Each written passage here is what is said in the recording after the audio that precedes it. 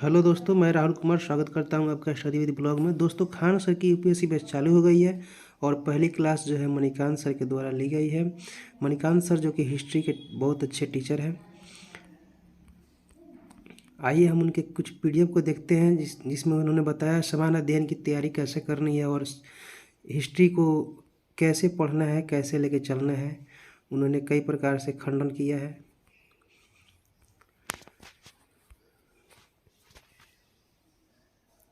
समान अध्ययन की तैयारी, इतिहास खंड, मणिकांत सिंह।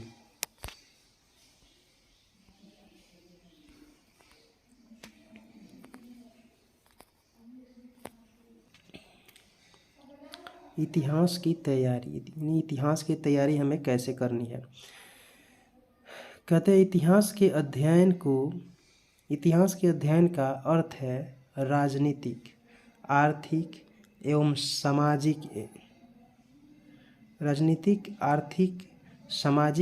सांस्कृतिक क्षेत्र में निरंतरता तथा परिवर्तन के तत्वों को रेखांकित करना है। यानी दोस्तों, जो हम इतिहास पढ़ेंगे उसमें राजनीतिक आएगा, आर्थिक आएगा, सामाजिक आएगा एवं सांस्कृतिक आएगा। उसको हम लोग लगातार पढ़ेंगे और जैसे जैसे वो आएगा उसका परिवर्तन हम करते चलेंगे, उसको रेखांकित करते चलेंगे। जिन्हें हम तथ्य के रूप में देखते हैं, जिन्हें हम तथ्य यानी फैक्ट के रूप में देखते हैं, वे महज एक दृष्टिकोण को सिद्ध करने का उदाहरण है। वो जो है केवल एक फैक्ट को के रूप में जिन्हें हम देखते हैं वो महज एक दृष्टिकोण को सिद्ध करने का उदाहरण है। यानी दोस्तों, कहने का मतलब है कि हम इतिहास की तैयारी करते हैं तो केवल फैक्ट को पढ़ते हैं और फैक्ट को याद करते हैं, लेकिन इसमें जो है पूरे उदाहरण के साथ उसको याद करना है, यानी डीपली हम लोग को इसमें पढ़ना है। वहीं कहते हैं परिवर्तन के तत्वों को रेखांकित करने के लिए इतिहास को निम्नलिखित उपखंडों में विभाजित कर देखना आवश्यक है। यानी परिवर्तन के तत्वों को रेखांकित करने के लिए इतिहास को निम्नलिखित उपखंडों में विभाजित कर देखना आवश्यक है। आइए हम आगे देखते हैं।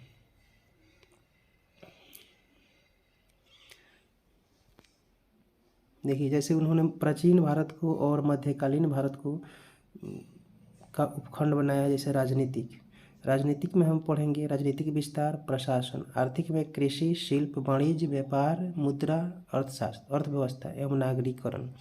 वहीं सामाजिक में वर्ण, जाति, महिलाओं, शूद्रों एवं अछूतों की दशा। वहीं सांस्कृतिक में हम पढ़ेंगे धर्म, दर्शन,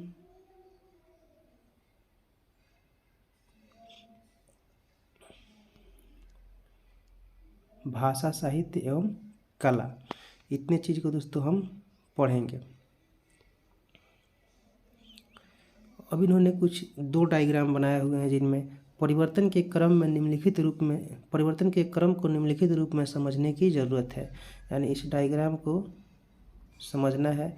इस डायग्राम के बारे में नीचे बताया गया है। आइए हम उसे पढ़ते हैं। पहला डायग्राम में देख लेते हैं। यहाँ राजनीतिक है, आर्थिक है, सामाजिक है, सांस्कृतिक। यानी सबसे पहले राजनीतिक, आर्थिक, सामाजिक एवं सांस्कृतिक। ये एरो जो है देख सकते हैं कैसे कैसे कौन राजनीतिक है, कौन सामाजिक है, कौन आर्थिक है और कौन सांस्कृतिक है। वहीं दूसरा डायग्राम में देख सकते हैं पहले राजनीतिक है, सामाजिक है, सांस्कृतिक है और तब आर्थिक है। आइए इसको हम नीचे समझते हैं।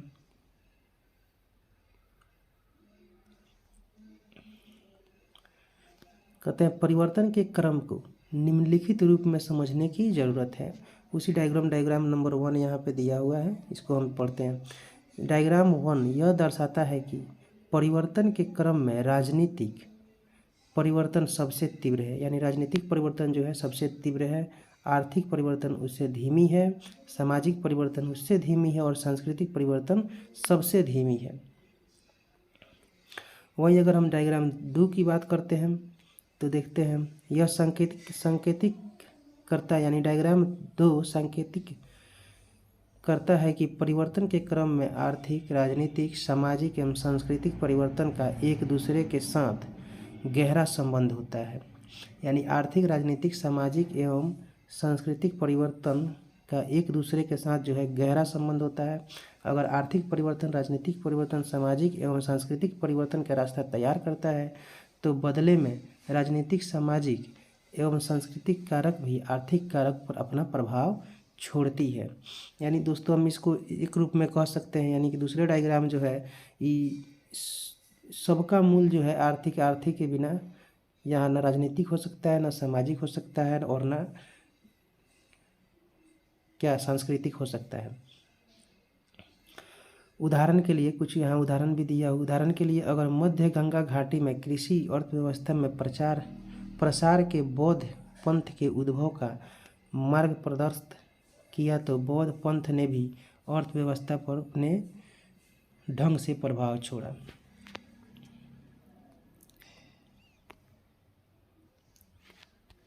इतिहास लेखन। इतिहास के अध्ययन में प्रचलित विभिन्न दृष्टिकोण। पहला है प्राच्यवादी, दूसरा है उपभोगितावादी, तीसरा राष्ट्रवादी, मार्क्सवादी और संशोधनवादी। अतीत एवं वर्तमान के बीच संवाद। अतीत की व्याख्या के क्रम में अतीत को वर्तमान से जोड़कर देखने का प्रयास अथवा प्राचीन काल की घटनाओं की मध्यकालीन एवं आधुनिक घटनाओं की तुलना यहाँ पे किया जाएगा। वहीं अगर हम दोस्तों आधुनिक भारत में देखते हैं, आधुनिक भारत को किस प्रकार से पढ़ना है, तो आइए हम आधुनिक भारत को देख लेते हैं कि आधुनिक भारत को किस प्रकार से हमें पढ़ना है। 18वीं शताब्दी का भारत।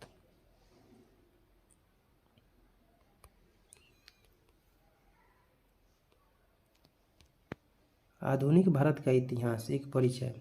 आधुनिक भारत तथा समकालीन भारत के इतिहास को निम्नलिखित महत्वपूर्ण भागों में बांटकर देखा जा सकता है। 18वीं शताब्दी का पूर्वार्ध। पहला है भारत का राजनीतिक परिदृश्य। दूसरा है मुगल साम्राज्य का विघटन तथा क्षेत्रीय राज्यों का उद्भव। इसी में पढ़ना है मराठा क्यों मुगल साम्राज्य का विकल्प नहीं दे सके।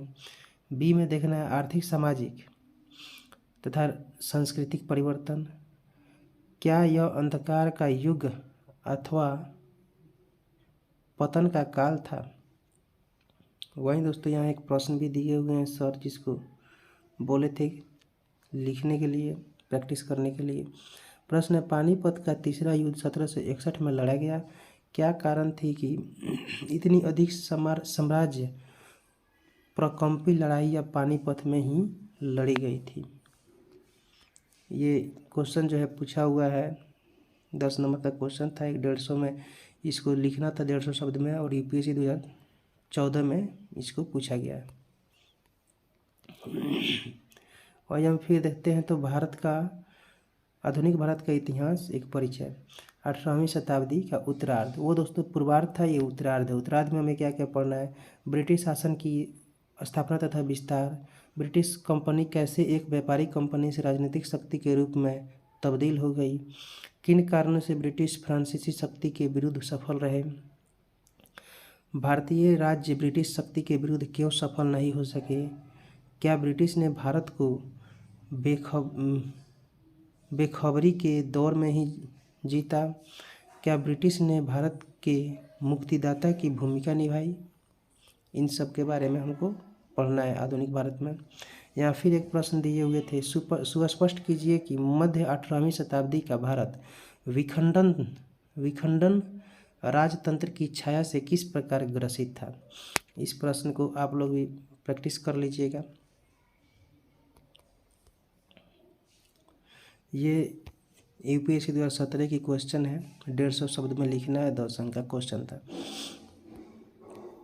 वहीं अगर हम उपनिवेश को देखते हैं, उपनिवेश को हमको किस प्रकार से पढ़ना है, तो उपनिवेश को 3 चरण में बांट के पढ़ना है। जैसे उपनिवेशवाद का प्रथम चरण, ये प्रथम चरण है, उपनिवेशवाद का प्रथम चरण, इसको वाणिज्यिक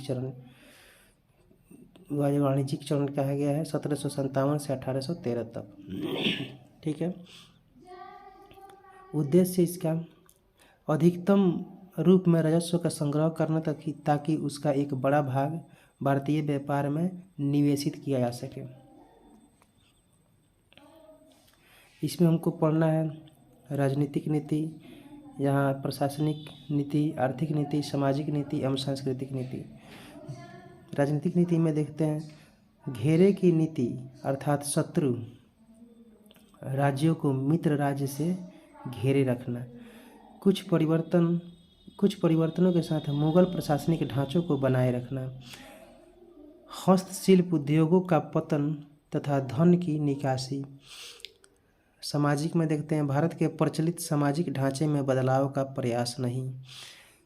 सांस्कृतिक में देखते हैं प्राच्यवाद पर बल दिया जाना। अब देखते हैं उपनिवेश का द्वितीय चरण, जिसको औद्योगिक चरण भी कहते हैं, 1813 से 1858 तक। उद्देश्य क्या है? भारत को विनिर्मित उत्पादों के आयातक तथा कच्चे माल के निर्यातक के रूप में परिवर्तित करना। इसमें भी राजनीतिक नीति, प्रशासनिक नीति, आर्थिक नीति, सामाजिक नीति और सांस्कृतिक नीति का इस प्रकार से हम लोग अध्ययन करेंगे। राजनीतिक नीति में साम्राज्यवादी प्रसार पर बल ताकि अधिक से अधिक भारतीय राज्यों को प्रत्यक्ष नियंत्रण में लिया जा सके। वहीं प्रशासनिक नीति में देखते हैं प्रशासनिक ढांचे में व्यापार, सुधार एवं परिवर्तन को प्रोत्साहन देना। आर्थिक नीति में कृषि का वैश्वीकरण, भारतीय हस्तशिल्प उत्पादों को धक्का पहुंचाना, रेलवे, टेलीग्राफ, डाक विभाग, सड़क मार्ग आदि का निर्माण करना। सामाजिक नीति में समाज सुधार के लिए विधि निर्माण करना तथा अंग्रेजी शिक्षा के माध्यम से नए सामाजिक वर्गों को जन्म देना। वहीं सांस्कृतिक नीति में उदारवादी तथा उपभोक्तावादी विचारधारा की प्रगति तथा भारत पर उसका प्रभाव।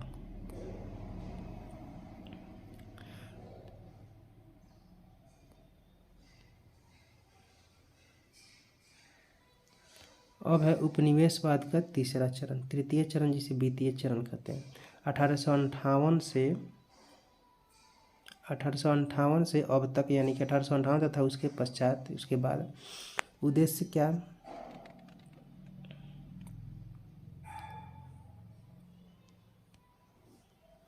उद्देश्य देखते हैं भारत को ब्रिटिश पूंजी निवेश के लिए खोलना, 1857 के विद्रोह जैसी घटना की पुनरावृत्ति को रोकना, अन्य औद्योगिक शक्तियों की चुनौती को देखते हुए भारत पर ब्रिटिश नियंत्रण को मजबूत करना।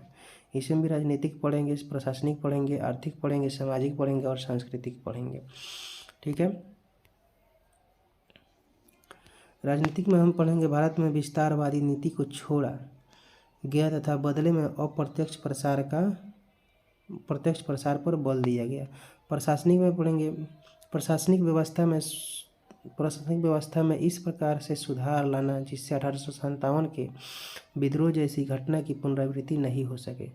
वहीं आर्थिक में हम देखेंगे भारत में बड़ी मात्रा में वित्त का आगमन परंतु औद्योगिकरण के लिए प्रयास नहीं। सामाजिक में हम देखते हैं 1857 के विद्रोह से घबराकर सामाजिक क्षेत्र में हस्तक्षेप की नीति का अपनाया जाना। वहीं सांस्कृतिक में हम देखते हैं अरब में ब्रिटिश के द्वारा नस्लवादी विभाजन पर बल दिया जाना, तत्पश्चात सांप्रदायिक विभाजन पर बल। इस प्रकार से दोस्तों हम उपनिवेशवाद को पढ़ते चलेंगे। अब देखते हैं भारतीय राष्ट्रवाद को 3 चरण में। आद्य राष्ट्रवादी आंदोलन, 1857 का महाविद्रोह, आधुनिक राष्ट्रवादी आंदोलन।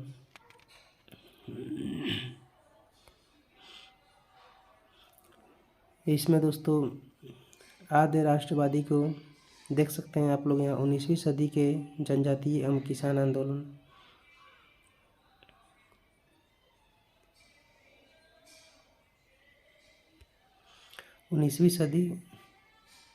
के जनजातीय एवं किसान आंदोलन। ठीक है। इसी में हम पढ़ लेंगे गांधी का आगमन। इसी में हम पढ़ लेंगे क्या? गांधी का आगमन परंतु राष्ट्रीय आंदोलन का आधार अभिजात्य ही बना रहा। अब इसी में दोस्तों हम देखेंगे क्या, यहाँ देख सकते हैं भारतीय राष्ट्रवाद को जनाधार मिला किंतु उसका आधार स्वर्ण ही बना रहा। वहीं भारतीय राष्ट्रीय आंदोलन का स्वर्ण आधार कमजोर हुआ तथा इसका स्वरूप अधिक समावेशी हुआ।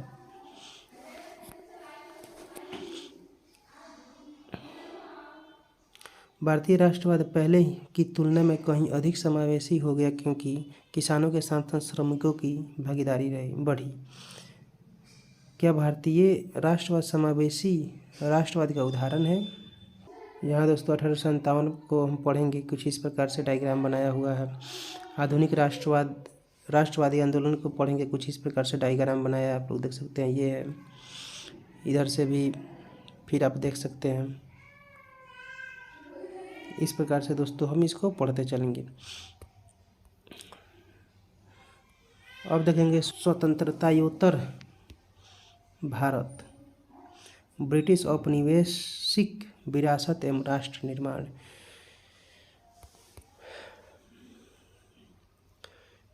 इस प्रकार से कुछ इसका विभाजन किया हुआ है, आप लोग देख लीजिए यहाँ।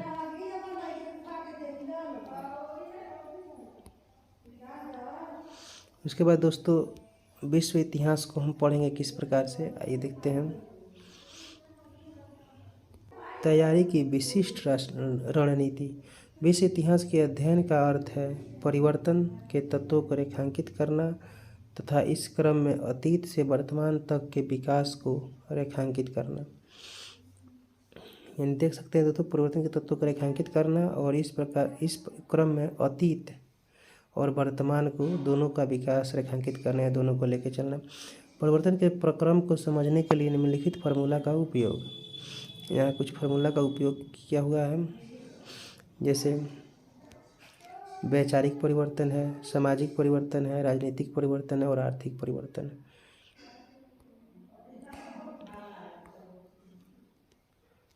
अध्ययन का विशिष्ट तरीका, यानी कि अध्ययन का, पढ़ाई का किस प्रकार से तरीका होना चाहिए। अध्ययनवार लंबवत पद्धति, टॉपिक विशेष की गहराई से अध्ययन, अमेरिका की क्रांति, फ्रांस की क्रांति और प्रथम विश्व युद्ध आदि इसमें हम पढ़ेंगे। अध्ययन की क्षैतिज दृष्टिकोण, अध्ययन का क्षैतिज दृष्टिकोण, लंबवत था और ये क्षैतिज है। क्षैतिज तरीके से किस प्रकार हम पढ़ेंगे।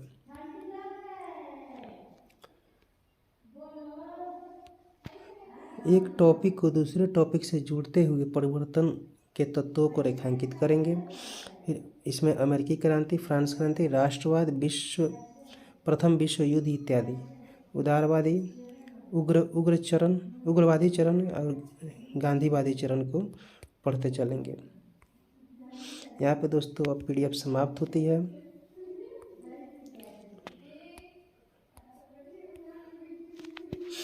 अगर दोस्तों आप लोग को ये वीडियो अच्छी लगी हो और आपकी उपयोगी हो तो प्लीज़ चैनल को सब्सक्राइब कीजिए, लाइक कीजिए और वीडियो को शेयर करना मत भूलिए।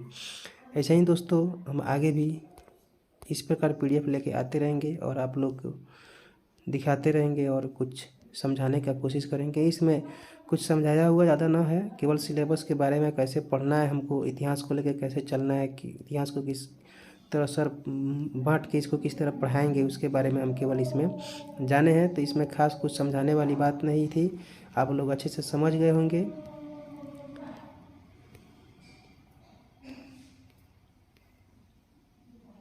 Thank you.